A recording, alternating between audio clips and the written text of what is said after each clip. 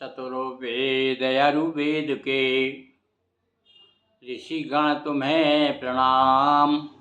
गुरु को आशीर्वाद दें, पाऊँ शुभ परिणाम। बोलिए वेद भगवान की जय, नर्मदा मैया की जय, अखिलेश्वर महादेव की जय, हर हर महादेव शंभो।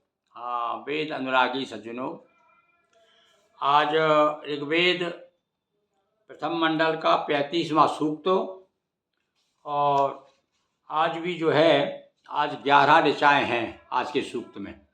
कल हमने आपको 34वां सूक्त और 12 ऋचाएँ सुनाई। आज सुनिए। आज भी वही ऋषि हैं अंगिरस, हिरण्यस्तूप, और देवता हैं अग्नि, मित्र, वरुण, प्रकृति। आज भैया 4 देवता हैं। 11 ऋचाओं में 4 देवताओं का स्मरण किया गया है। छंद है जगति और त्रिष्टुप पंक्ति, तीन छंद हैं। अब ये तो वेद की जानकारी इनको जान सकते हैं कि जो किस प्रकार गाया जाता है। मैं तो अपने साधारण ढंग से वैसे इसका वाचन कर रहा हूँ, क्योंकि मुझे इसकी जानकारी नहीं है, इसलिए आप क्षमा करेंगे।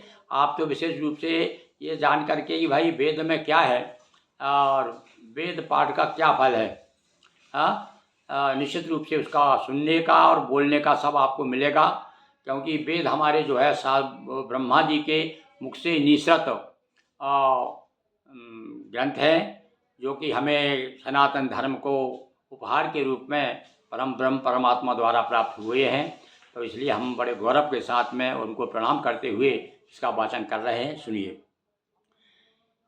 अयम अग्निम प्रथमं स्वस्तयामि मित्रा वरुण विहावसे, यामि रात्रिं जगतो निवेशनीं, ह्रियामि देवीं सवितारमूर्तये।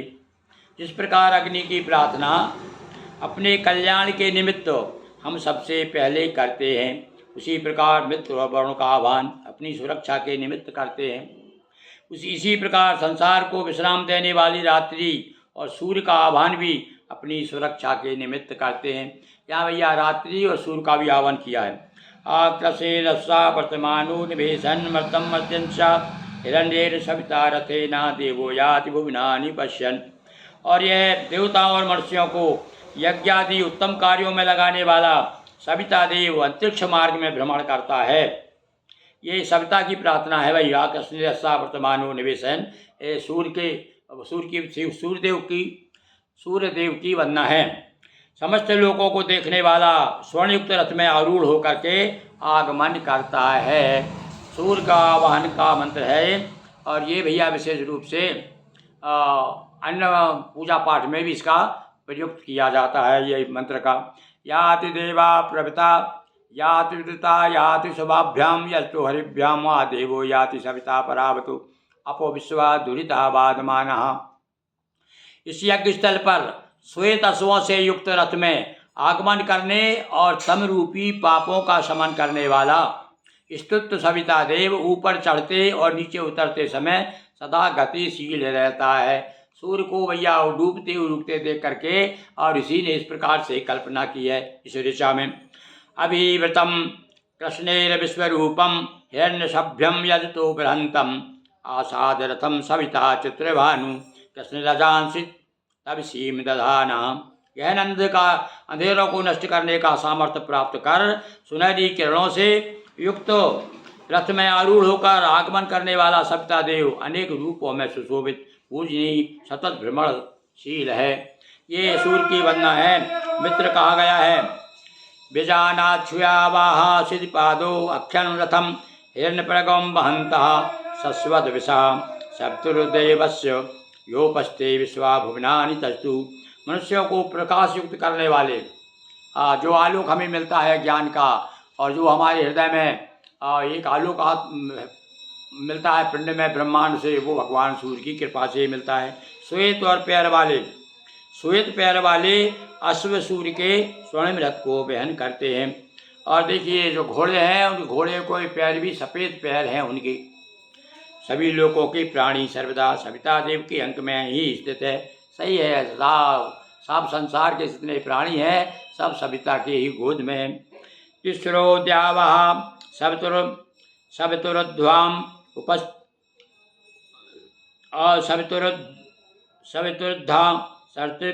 सवितुर्ध्वा उपस्थाम एका यमस्य भुवने विराखाट आलिम्न रथ्यम मृताधि तस्तुरीहे प्रभुतु यऊ तच्चिकेतत। पृथ्वी और आकाश तीनों लोकों में सूर्य के समीप हैं, सूर्य द्वारा प्रकाशित हैं। एक अंतरिक्ष लोक रायम देव का द्वार रूप है। रथ के धुरे की कील की भांति सब लोग सूर्य पर ही अवलंबित है। देखिए कितना अच्छा उदाहरण दिया। इस प्रकार से पूरा रथ एक कील के ऊपर आधारित होता है। कील यदि निकाल दो तो रथ के पहिए निकल के गिर जाएंगे और दुर्घटना हो जाएगी। तो कहा कि केवल रथ में जिस प्रकार कील है उसी प्रकार से भगवान सूर्य से हम लोग सब आश्रित हैं। इस बात के ज्ञाता अन्यों को भी ज्ञान दें। विषुपर्णो अंतरिक्षान्याख्यद गभीर वेशा सुरा सुनीता क्वैतानीम सूर्या कैश्चित केत कतवाम द्वाम रश्मिरस्या ततान। अंतरिक्ष आदि को प्रकाशित करने वाला दीप्यमान सूर्य कहाँ रहता है? अर्थात अत्यंत गंभीर गतियुक्त प्राण रूप सुंदर श्रेष्ठ प्रेरक सुंदर सूर्य की किरणें किसी आकाश में व्याप्त है। इस विषय में किसी ज्ञान है? कभी कभी जो है कुछ प्रश्न भी खड़े कर देते हैं, कुछ जिज्ञासा पैदा करते हैं ऋषि लोग। अष्टौ व्यक्ता कुवः पृथिव्या त्रिधर्म योजना सप्त सिंधुर्न्याक्षः सविता देवी आगाद दत्तत्रादा शुक्ल वार्याणी। पृथ्वी की 8 दिशाओं से युक्त हो। देखिए उस समय दिशाओं का ज्ञान था हमारे वेद के ऋषियों को। तीनों लोक और 7 समुद्र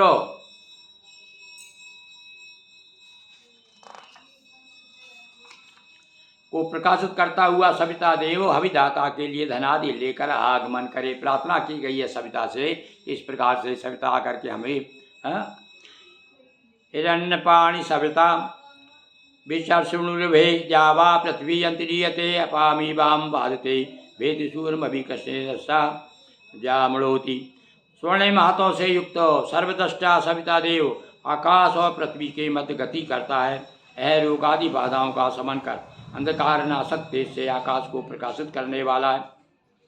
हिरण्यहस्तो असुरा सुनीता सुब्रलोका स्वत्वाम यातुर्वांक अपसेदन रक्षसु यातुधानास्थाद देवा प्रतिदोषम गुणग्रहण। सभी मनुष्यों के समस्त दोषों का दैत्यों और दुष्कर्मियों का दमन करने वाला सूर्य सदा हमारे अनुकूल रहे। हम भी भैया प्रार्थना करते हैं भगवान सूर्य से। स्वर्णिम तेज युक्त किरणों से युक्त प्राणदाता कल्याणकारक सुख प्रदाता सूर्य दिव्य गुणों वाला है। और अंतिम आज का अंतिम मंत्र ऋषा एते पंथा सविता पूर्वासो रणेरभा सुकृता अंतरिक्षे ते भिरनो अद्य पृथ्वी सुगे भी रक्षतनो अधिचा ब्रूहि देवा। हे सप्ता देव आकाश में तेरे ये धूल रहित सुगम मार्ग सुनिश्चित हैं। हमें देवत्व से करने वाला तू सुगम मार्गों से आकर हमें संरक्षित करे। देखिए यहाँ भी प्रार्थना की है कि सूर्य भगवान से हमें क्या होता है? देवत्व से युक्त करने वाला है। यानी सद्गुणों सूर्य की कृपा से आदमी सद्गुण की ओर जाता है और देवताओं को प्राप्त करता है। बोलिए वेद भगवान की जय।